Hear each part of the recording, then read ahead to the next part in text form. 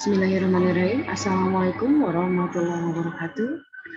Pada pertemuan kali ini, saya akan membawakan materi mengenai pemeriksaan ginjal parameter NPM atau nitrogen non protein. Nah, nanti saya akan jelaskan apa itu yang dimaksud dengan NPM ya.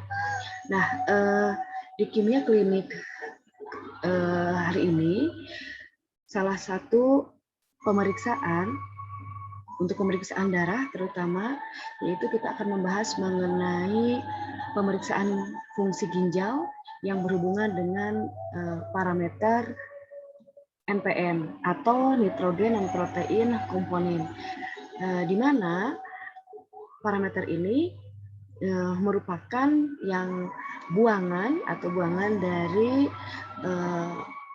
metabolisme tubuh. Nah, sebelumnya saya akan jelaskan dulu apa atau fungsi dari pemeriksaan atau tes ginjal yang dilakukan pada pasien, terutama pasien-pasien yang diduga dia memiliki atau memiliki permasalahan dengan ginjalnya.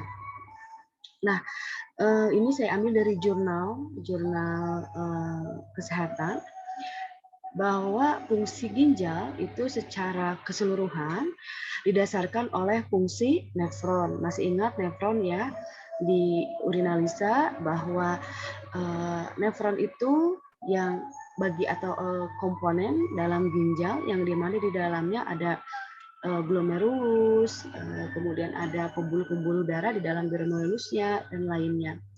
Nah, fungsi tes ginjal itu untuk melihat fungsi nefron dan gangguan fungsi yang disebabkan menurunnya kerja nefron. Nah, beberapa pemeriksaan itu bisa mengidentifikasi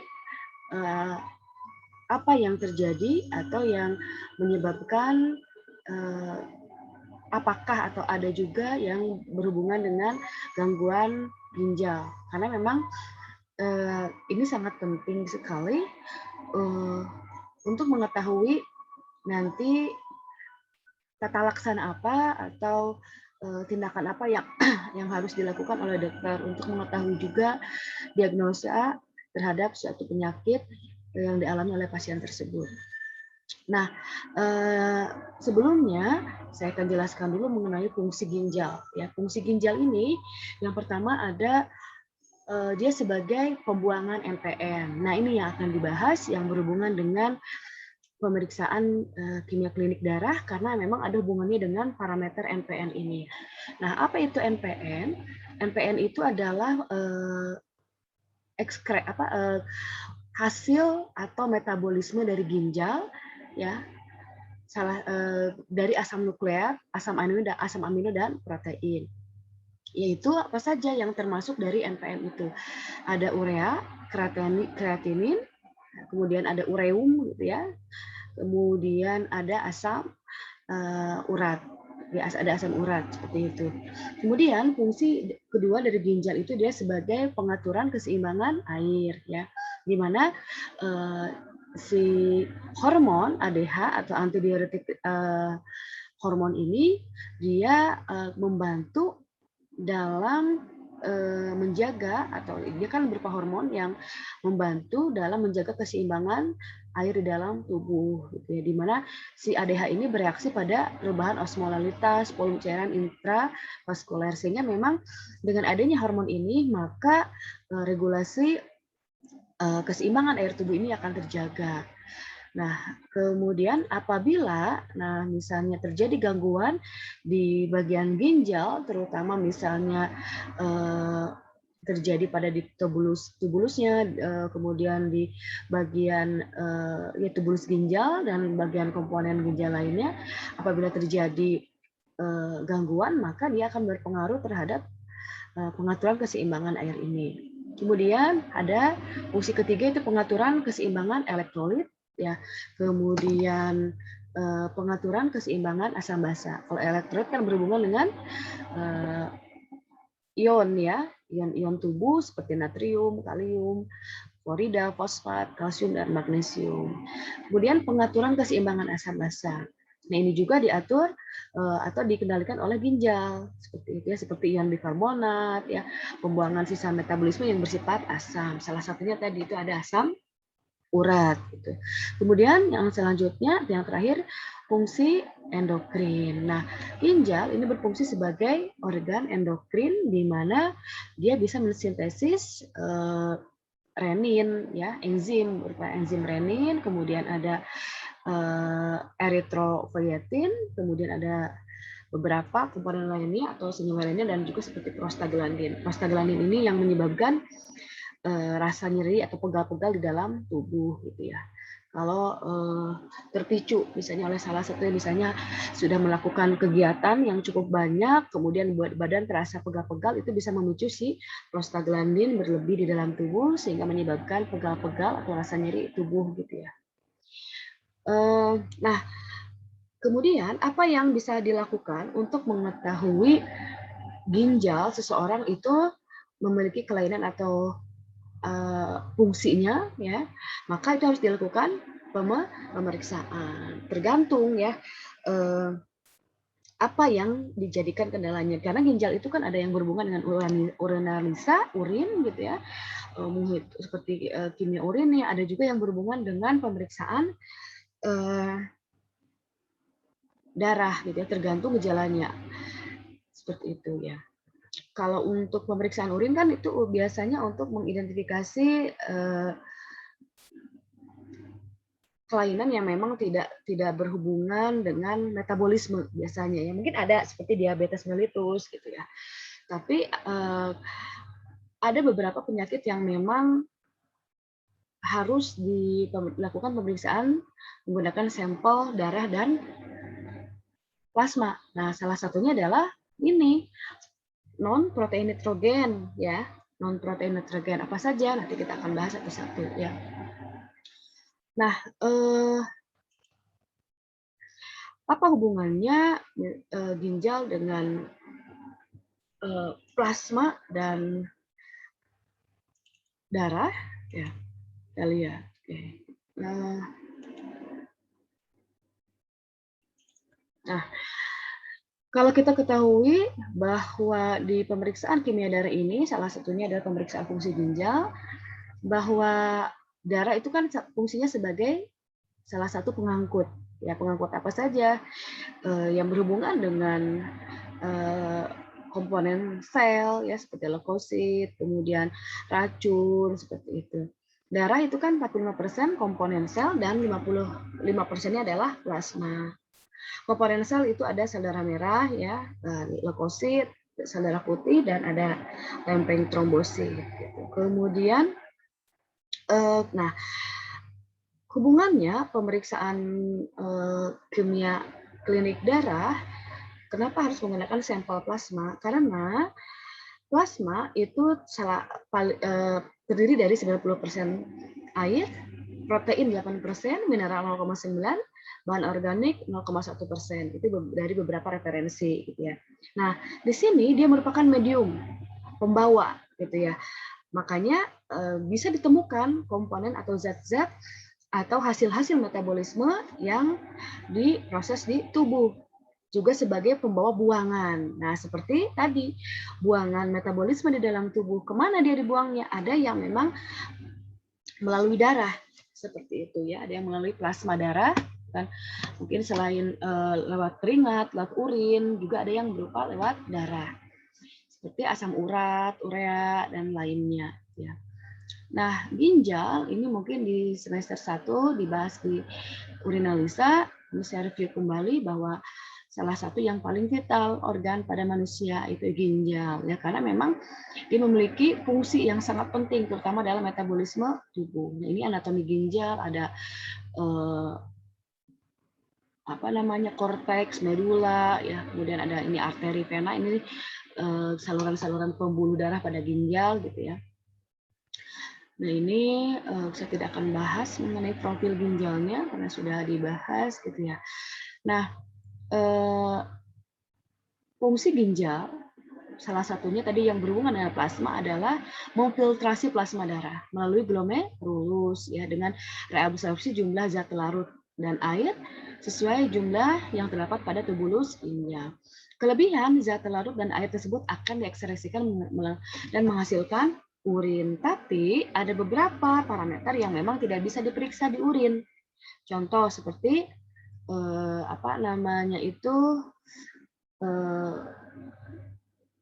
blood urea nitrogen ya, BUN seperti itu ya. Kemudian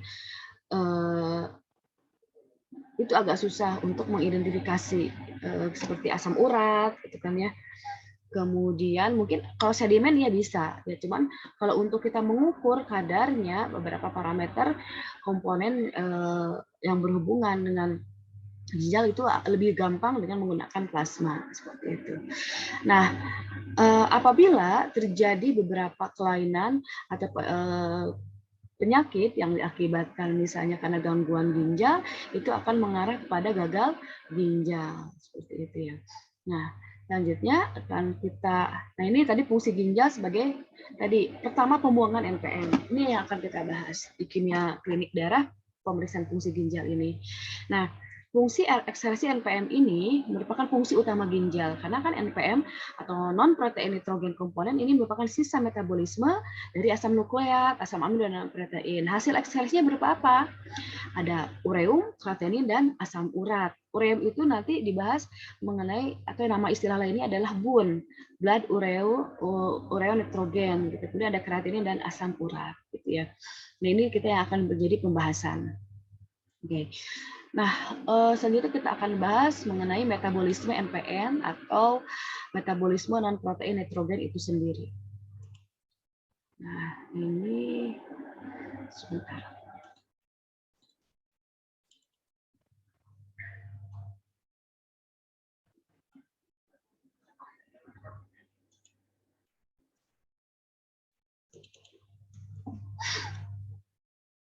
Nah, di biokimia pernah dibahas mengenai metabolisme protein. Jadi sebenarnya metabolisme protein itu ada metabolisme protein yang berhubungan dengan protein darah itu sendiri atau protein tubuh, ada juga yang berhubungan dengan metabolisme protein, metabolisme non protein, nitrogen non protein ya.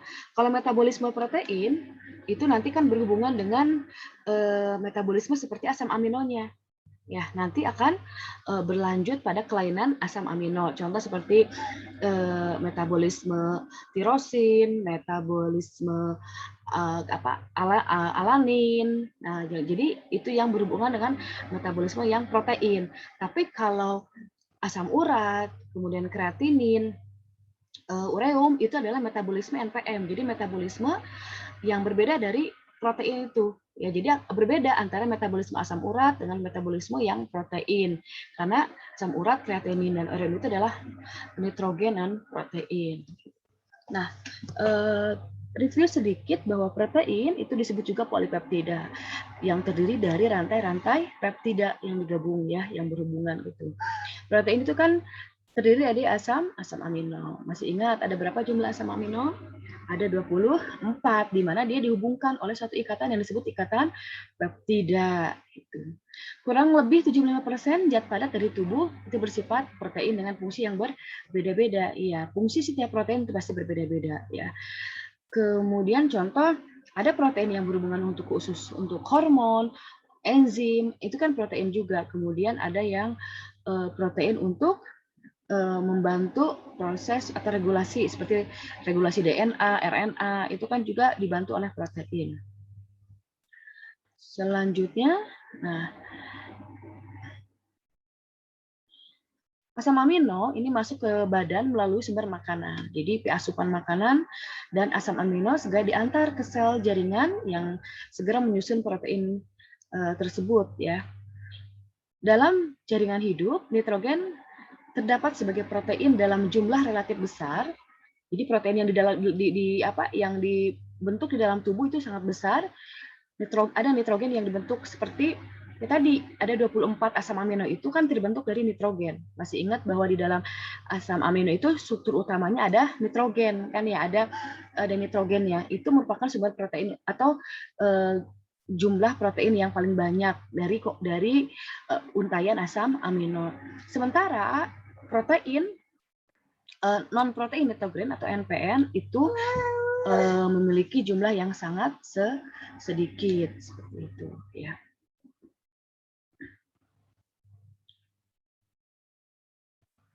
Nah,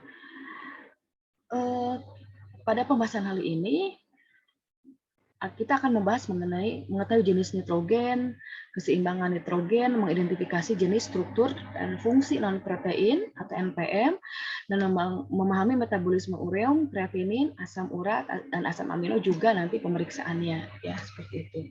Pemeriksaan dari parameter NPN ini, ureum, kreatinin, asam urat, dan ini kalau asam amino itu tidak, karena untuk pemeriksaan darah, mengetahui fungsi ginjal itu kreatinin, asam urat, kemudian nanti ada cystatin, ya, ada GFR, ya, glomerulus filtrat laju glomerulus, ya, laju filtrasi glomerulus, gitu. Kemudian, nah ini nitrogen dalam tubuh, protein. Nah, protein paling sederhana itu ada albumin, globulin. Nah, ini nanti untuk pemeriksaan protein total, ya. Ini protein total. Kemudian ada protein konjugasi seperti hemoglobin, lipoprotein, ya. Kalau hemoglobin ini nanti berhubungan dengan hematologi, ya, karena pengikatan di HB, ya, di bahasannya. Kalau lipoprotein ini pembahasannya nanti di lipid, ya, lipid, pemeriksaan lipid. Jadi ada seperti kolesterol, kemudian dan lainnya, ya, kolesterol, kemudian trigliserid, seperti itu. Itu termasuk ke lipoprotein. Kemudian ada juga asam nukleat. Nah, ini nitrogen dalam tubuh ada dalam bentuk asam nukleat seperti RNA dan DNA, ya. Kemudian ada yang terakhir itu ada non protein nitrogen. Nah, NPN ini yang merupakan buangan. Sebenarnya ini metabolisme buangan. Jadi memang dia sedikit digunakan di dalam tubuh. Mungkin ada fungsinya, tapi tidak terlalu banyak karena memang kalau terlalu banyak dia akan diekskresikan atau dibuang seperti itu. Ya. Nitrogen di dalam tubuh itu ada sekitar 3%.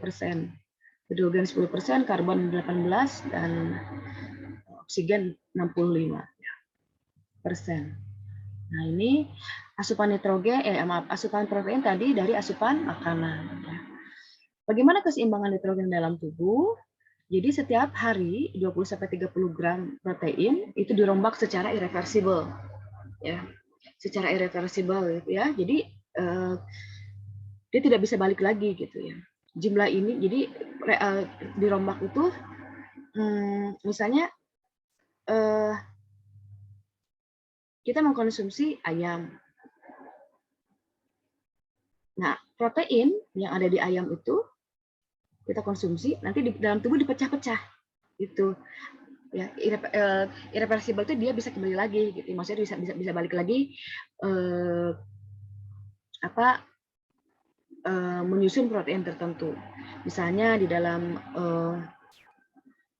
makanan itu ada alaninnya, kemudian nanti di dalam tubuh pun dia akan diproduksi kembali menjadi protein tertentu. Jumlah ini adalah jumlah minimal yang harus masuk ke dalam tubuh.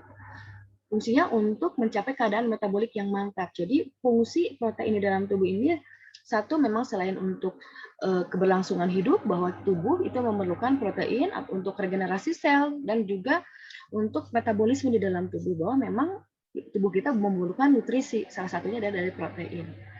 Nah, keseimbangan nitrogen ini seperti itu parameternya. Jadi kebutuhan, dari mulai kebutuhan untuk mencapai keadaan metabolisme yang mantap atau yang baik. Nah, metabolisme itu kan ada dua, ada anabolisme dan katabolisme. Itu saya tidak akan bahas, nanti kalian bisa baca kembali di biokimia, ya, membahas mengenai metabolisme protein. Nah, ini apa yang disebut dengan keseimbangan nitrogen. Nah, keseimbangan nitrogen, jadi jumlah nitrogen yang diserap melebihi yang dibuang keluar oleh tubuh. Jumlah nitrogen yang diserap melebihi yang dibuang. Jadi lebih banyak dipakai kalau untuk nitrogen, gitu. Sisanya pasti akan dibuang. Jadi sejumlah nitrogen tertahan dalam tubuh untuk membentukkan jaringan baru. Awalnya kan dari pembentukan regenerasi sel, kemudian membentuk jaringan baru, dan jaringan tersebut itu akan membuat kondisi organ kita baik. Gitu. Makanya memang asupan makanan yang baik, yang benar, itu akan membuat organ kita itu terus bagus karena ada regenerasi sel seperti itu ya. Kalau misalnya konsumsi makanan kita jelek, gitu ya, jarang mengkonsumsi protein, terus kebanyakan karbohidrat, itu mungkin akan membuat organ tertentu itu rusak. Kenapa? Karena di organ tersebut itu regenerasi selnya kurang, komposisi nutrisi yang dibutuhkan oleh organ tersebut itu kurang, sehingga menyebabkan tidak adanya pembentukan jaringan baru di organ tersebut, gitu ya. Kemudian, nah, keseimbangan nitrogen yang itu maksudnya keseimbangan nitrogen itu yang positif atau yang baik itu untuk anak yang sedang tumbuh ya, dari masa usia pertumbuhan, misalnya dari 0 bulan sampai menginjak 17, 18 itu ya, memang yang sedang mengalami pertumbuhan gitu ya, sampai SMP, SMA mungkin seumuran seperti itu. Kemudian wanita hamil, menyusui, penyembuhan atau maintenance ya, perbaikan gitu pada masa penyembuhan penyakit dan pada pembentukan jaringan baru. Nah, untuk keseimbangan yang dikatakan nitrogen itu yang tidak baik atau negatif, jumlah protein yang dibuang melebihi jumlah yang dimakan, itu yang tidak boleh. Artinya apa? Jadi kalau misalnya ada protein yang terekskresikan di urin itu melebihi ambang batas, maka itu kita patut dicurigai. Ada kesalahan nih, gitu ya. Misalnya apakah di bagian ginjalnya atau yang berhubungan dengan komponen tubuh, seperti itu ya. Jumlah protein yang dimakan kurang dari kebutuhan minimum, itu tidak boleh. Tidak ada pembentukan jaringan baru. Jadi kalau yang nggak senang protein itu lesu, gitu ya. Kemudian tidak mengalami pertumbuhan yang berarti, jadi lemes aja. Kemudian terjadinya pertumbuhan yang lambat, itu bisa menyebabkan atau misalnya gampang sakit, gitu ya, seperti itu. Kemudian, nah ini kehilangan protein yang berlebihan, itu yang tidak boleh ya. Kemudian kenaikan katabolisme jaringan seperti demam, hipertiroid, itu justru nitrogennya mengalami gangguan, ya, mengalami gangguan. Infeksi, terutama pada infeksi, justru apabila orang yang infeksi atau misalnya mengalami luka bakar, maka terjadi penurunan protein yang sangat signifikan. Puasa, ini kelaparan juga akan menyebabkan keseimbangan nitrogen terganggu. Nah, NPN, nah tadi dikatakan bahwa metabolisme tubuh ada yang berupa metabolisme non protein. Jadi ada hasil metabolisme dari asam amino atau dari protein gitu ya, yang dibuang. Senyawa yang nitrogen yang bukan protein, yang berasal dari katabolisme protein dan asam nukleat gitu ya. Ada lebih dari 15 NPM berbeda dalam plasma. Ini ada 15 sebenarnya. Dengan total konsentrasi nitrogen itu 250 sampai 400 mg. NPM terbesar adalah urea, 45%. Kalau urea lewat mana? Ada yang lewat urin, ada juga yang lewat darah. Ya, seperti itu. Nah, salah satunya zat yang tergabung dalam NPM apa saja? Ureum, asam urat, kreatinin, amonia, dan asam amino. Tapi, nah, yang dibahas yang memiliki parameter yang berpengaruh terhadap fungsi tubuh, salah satunya fungsi ginjal untuk mengetahui keadaan tubuh, terutama ginjal kita, itu adalah ureum, asam urat, dan kreatinin. Seperti itu. Karena untuk amonia dan asam amino itu kita tidak bisa mengidentifikasinya. Ya, amonia itu akan berhubungan dengan gas, sementara asam amino itu tidak bisa. Kita tidak bisa menghitung kadar seperti itu, tidak. Mungkin bisa, tapi dengan metode yang cukup rumit ya, karena memang harus memerlukan alat yang canggih untuk mengukur kadar. Nah, tapi kalau untuk yang asam amino misalnya gitu ya, Itu bisa teridentifikasi misalnya dengan kelainan genetik biasanya. Jadi ada beberapa asam amino memang yang misalnya terbuang bisa melalui darah urin salah satunya. Contoh pada pasien PKU gitu ya. Fenilketonuria, nah itu salah satu sebenarnya salah satu kelainan metabolisme protein, tapi ini tidak berhubungan dengan fungsi ginjal. Ini hanya itu kalau untuk fenilketonuria itu berhubungan dengan tidak adanya enzim tertentu yang bisa membentuk atau yang tidak bisa membentuk asam amino lain sehingga asam amino tertentu itu terbuang. Itu bisa dibahas atau bisa dibaca kembali mengenai metabolisme protein sebelumnya, seperti ada kelainan seperti apa albino, itu kan lebih ke kelainan asam amino ya, seperti itu. Kemudian fenilketonuria ya, seperti itu. Nanti bisa dibaca kembali di bahan biokimia sebelumnya ya. Nah, ini mengenai itu NPN ya. Jadi non protein nitrogen itu ada ureum, asam urat, kreatinin, asam amino, dan amonia. Yang akan dibahas di parameter yang berhubungan dengan fungsi ginjal ini adalah ureum, asam urat, kreatinin, dan GFR. Nanti ada GFR karena itu parameter untuk tes fungsi ginjal juga.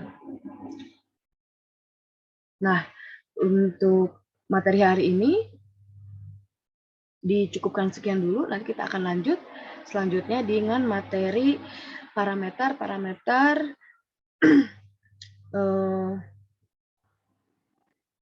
pemeriksaan fungsi ginjal ya.